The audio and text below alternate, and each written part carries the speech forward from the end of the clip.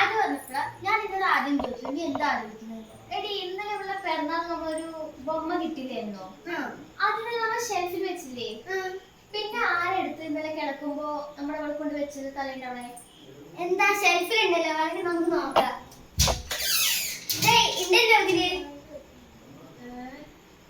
നീ ഏത് സ്വപ്നം കണ്ടിട്ടുണ്ടായിരുന്നു അതായിരിക്കും. പക്ഷെ ഞാൻ ഇന്നലെ കണ്ടതാ അവിടെ പാടുള്ളത്.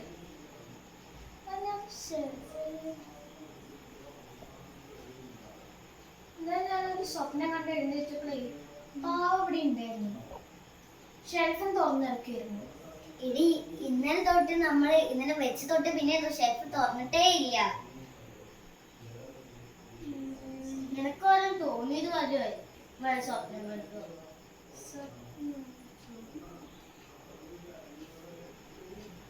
എനിക്ക് എന്തോ പാവം പന്തികേട് പോലെ തോന്നുന്നു. നമ്മൾ ഇന്നലെ എടുത്തേലേ ഉള്ളൂ.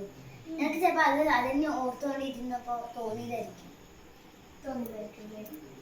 നീ പോയി കുടിക്കാൻ നോക്ക്.